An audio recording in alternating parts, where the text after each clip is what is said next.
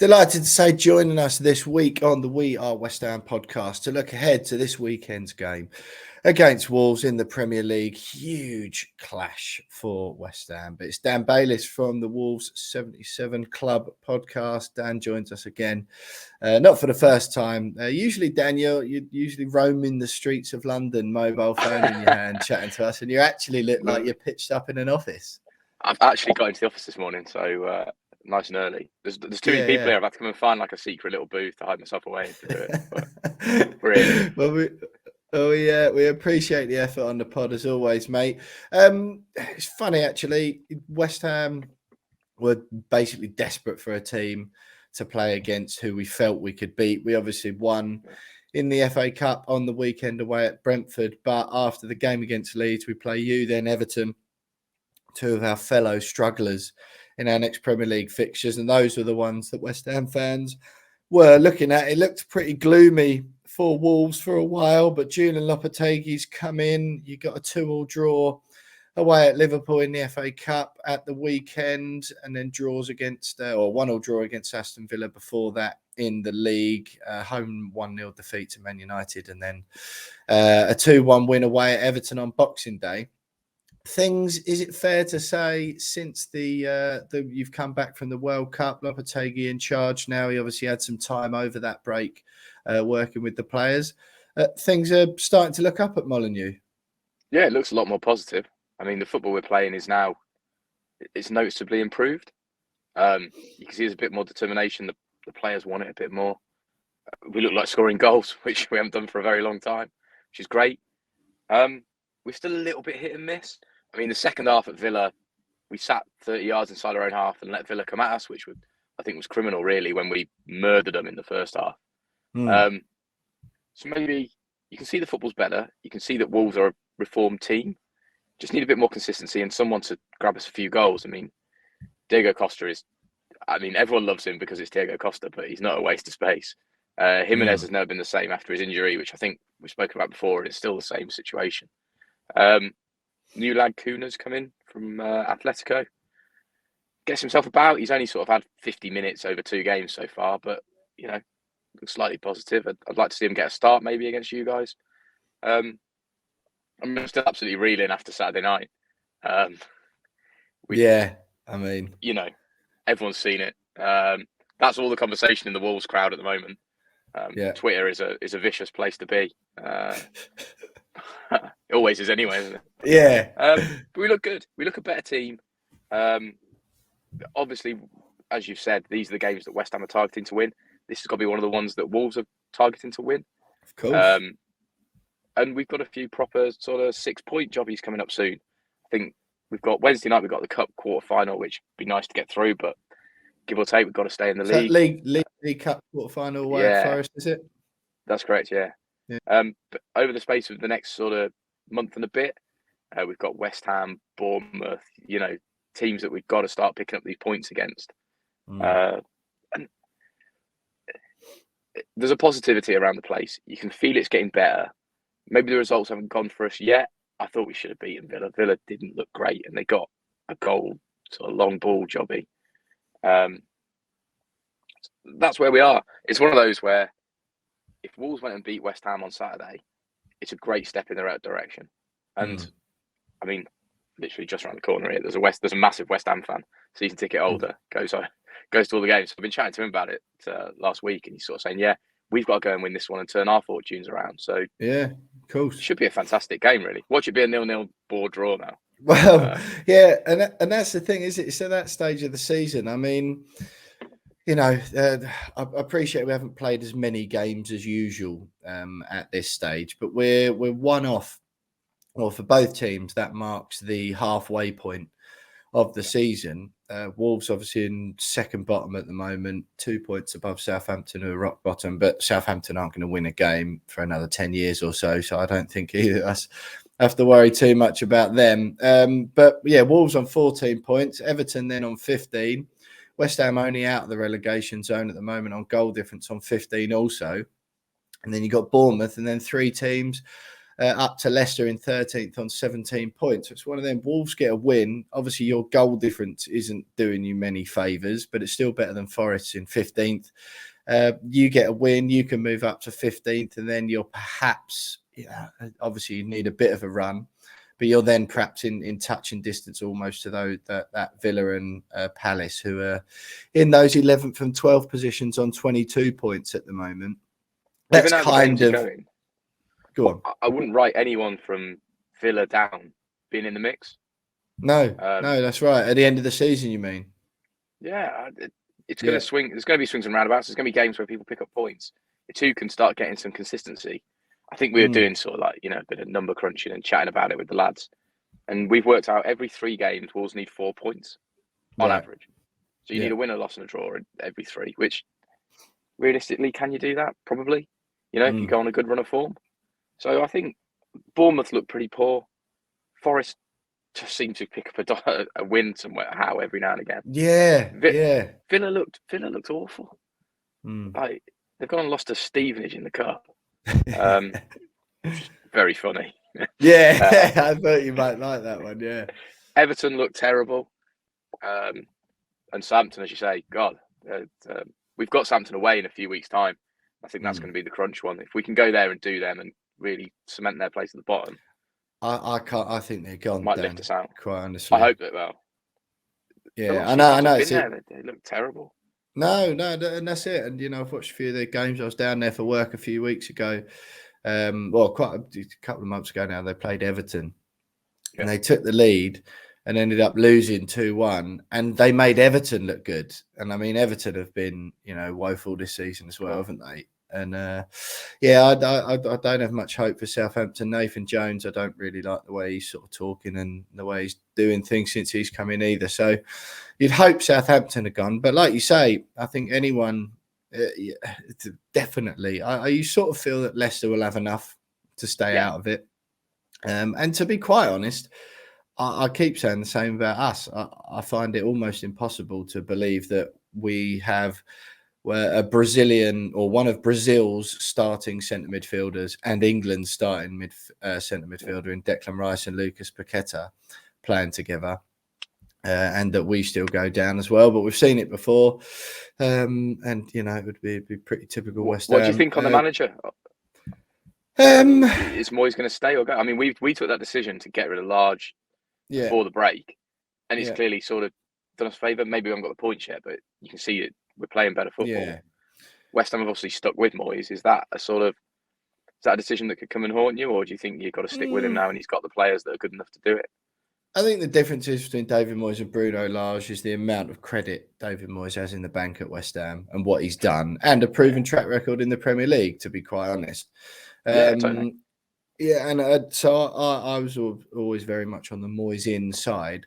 But we did get to the stage, Jonesy and I, on last week's podcast, where we said, right, we've got Leeds, Wolves, and Everton coming up in the next 3, plus Brentford in the cup. But ignore Brentford because it doesn't really matter in the situation we're in. Plus, we're in the Europa Conference League as well. So it was like, right, it needs to be 7 points from the next 9. We've drawn away at Leeds. Probably should have held on for a win, really. But we've drawn away there, which leaves Wolves and Everton where we need 2 wins from, really, or at very, very least a win and a draw. Just to go unbeaten and get a bit of steeliness in.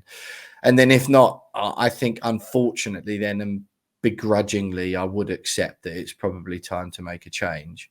But as you've seen, Dan, who are West Ham really going to get at the moment? I'd like Ruben Amorim from Sporting Lisbon. I think that might be slightly lofty of an ambition. But really, who are you going to get? And you've seen with Hassan Hutel going at Southampton, not really making too much of a difference. Chelsea made the change as well. Thomas Tuchel, Graham Potter's come in, and they might make the change again soon.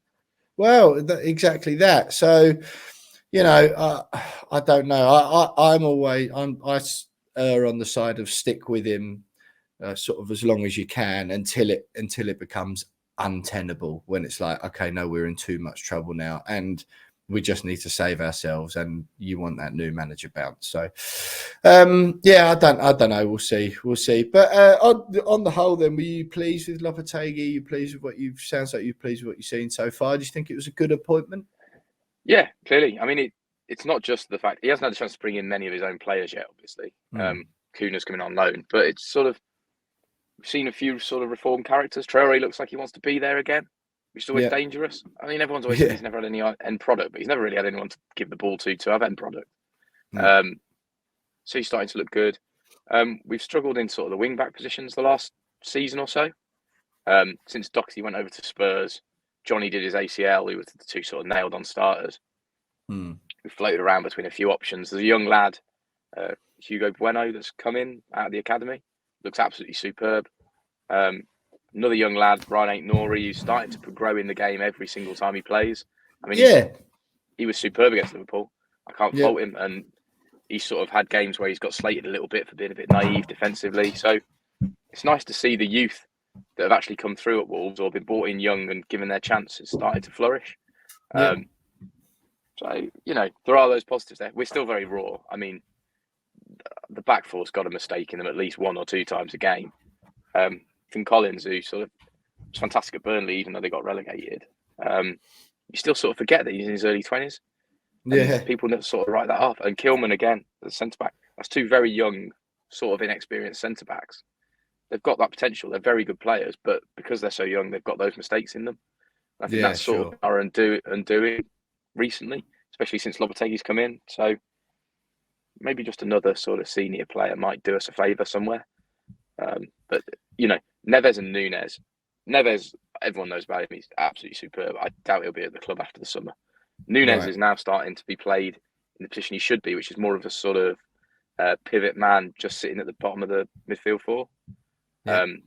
Superb. Brilliant. The last two games he's played, he's shown his class. So, huge positives. Just need the goals. The goals are what we're lacking. It's obvious. Everyone that knows about Wolves knows it. Yeah, it's been like that for a while, hasn't it? Yeah, someone's got to start firing. I mean, we did buy a striker who lasted 23 minutes, did his ACL. Yeah, that was unlucky. So, I mean, you've got that quarterfinal, as you mentioned, against Nottingham Forest on Wednesday. I figure, is there any chance you think that could play into West Ham's hands? Obviously, sort of a bit of a Midlands derby there as well. By the time you get to the quarterfinal of the League Cup, it typically tends to be when teams start to take it seriously. Exactly, and play a proper squad and a proper team. Do you, especially with that added needle, if you like, of it being a derby as well, do you expect a fairly strong squad to be played on Wednesday? We wouldn't class it as a derby. They're sort of the other side of the Midlands, so it hasn't really got the bite of a derby game, even though they're both Midlands teams. Right. The way as I see it, the more football Wolves play at the moment, the more positive it's becoming. I mean, the worst possible result was actually the 2-2 draw against Liverpool. Because if we'd have gone out the FA Cup, we've had this conversation on our podcast, we wouldn't have cared. As long as we didn't disgrace ourselves. If that had ended, there's no disgrace in going out away at Anfield, is there? No. Exactly. So that's probably the worst outcome because we've got to play them the Wednesday after, probably again, or Tuesday after against them. No, I think he will make a few changes. He made a lot of changes for the Liverpool game. That wasn't a full strength Wolves team that went and got a draw there. No, true.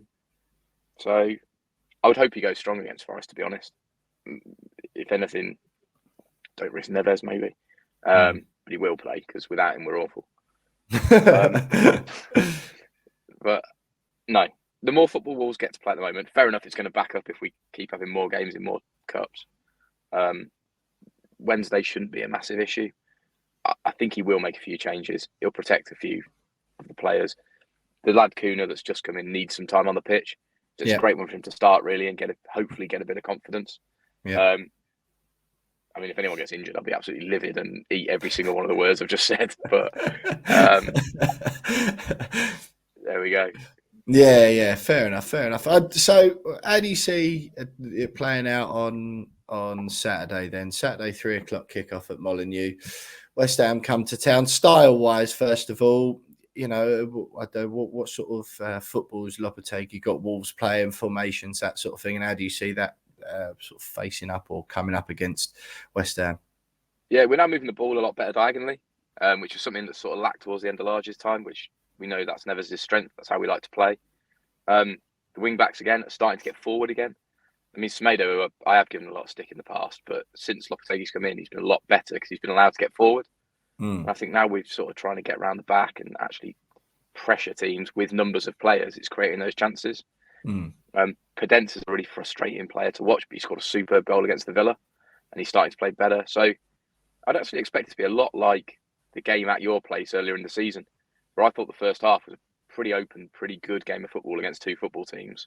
But you had too much for us, and we couldn't take our chances because we didn't have a finisher. And that was the difference on the day, and you deservedly beat us 2-0. So I'm expecting a good, open game of football. It's what West Ham do that sort of, I can't really second guess it. You're not scoring many goals now, so how is he going to address it? Do you think he's going to sit off a bit and try and do us on the break? That's how teams tend to beat Wolves at Molineux. You sit very deep, try and do us on the counter, frustrate us all the way through till 60 minutes. It happens quite a lot. So that's play number one out the David Moyes playbook, to be quite honest. But there is a sense at the moment, Dan, that he's under pressure, and that sort of approach is okay when you're doing okay, because there's no huge pressure on you to get 3 points from every away game. In that instance, it doesn't really matter. And if you're a club like West Ham, the sort of things that we want to achieve, and especially the things we have achieved over the last couple of seasons with a 6th place and a 7th place and, European football, blah, blah, blah. When you're doing and chugging along quite nicely, you can go to away grounds. Yeah, exactly. And you can go to away grounds and it's okay to come away with a point. But at the moment, and which there is the risk of that approach, which Moyes is good at and that he utilises a lot. There is a risk with that of only getting a point at teams you'd perhaps sometimes be expected to beat. But like you say, you frustrate them and you rarely lose there, which is okay for an away game at a team that want to finish 6th or 7th. At the moment, West Ham can't afford to get a point at Wolves on Saturday, nor can they afford to draw with Everton in the game after. The fixtures we've got in February are absolutely excruciating. And quite frankly, we got Newcastle away, Chelsea at home, Tottenham away, Forest at home, and realistically, Forest is your only chance of getting. I think you can do Chelsea. They're not looking great. You say that, but we haven't won at Chelsea for about 700 years, so there's that hanging over us. But yeah, I really don't know what he'll do. Unfortunately, Dan, I think I do. He probably will do that, but the sit back style, like you've just said. But we just, I think it's your best chance. I wouldn't try and come and play open football against us at home now. But there we go. Who have we seen beat us at our face? I mean, we've seen a few. Man United, they weren't that great. They had maybe a couple of chances in the first half, but they had to let us play some football. Yeah, and then they sort of did us a little bit with it. You'd say they had enough chances to win the game, but to us it felt smash and grab. I thought we played pretty well there. So I don't know. I think that's what you should do from a West Ham perspective, is come and frustrate Wolves. Don't give us the chances, and then we'll open ourselves up too much, and there'll be a long ball over the top that one of the centre backs will bounce, and that'll be the end of it. It sounds like you mentioned the game earlier in the season as this open game of football. It doesn't sound like this weekend's going to be much of a feast of football for the neutral, that's for sure. Well, yeah, I don't know. If West Ham do come and play football, it'll be an entertaining game because we both like to play a fairly expansive way. It's just the goals. You're not scoring at the moment, and we don't anyway. But no, it sounds like an under 2.5 goals screaming out to any potential. Well, I don't know. I think we've scored as many goals in the last 3 or 4 games as we had for the rest of the season. We're a lot better. Yeah, a lot better. Yeah. We're not quite there yet, unfortunately. The win at Brentford in the cup. Hopefully, it's given us some confidence, but we'll see. Look, Dan, it's been brilliant having you on as always. We really appreciate you taking the time. Lovely to see you managed to make it to the office this time rather than giving us a buzz from the streets. Exactly, yeah. So, what do you reckon then? 3:00 in the Premier League on Saturday afternoon at Molineux, Wolves versus West Ham. Wolves in 19th, West Ham in 17th. Bit of an early season or a mid-season relegation perhaps not decider, but certainly will have a bearing. How do you see the game going? What's the score going to be? I don't think we're going to keep a clean sheet. We're not particularly good at that, so West Ham will get one, but I think Wolves are going to do enough. We're playing good enough football now and starting to score goals, so I'm going to say it's going to be 2-1 Wolves.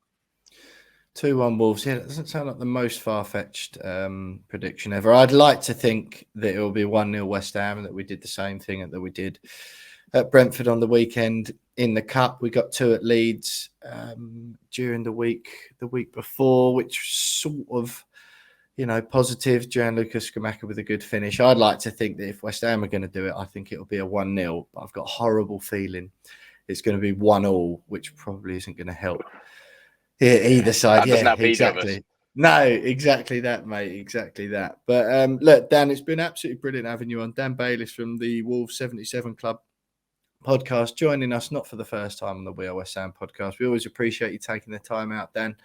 And good luck for the rest of the season. Not so much for Saturday, of course, but it's been great having you with us.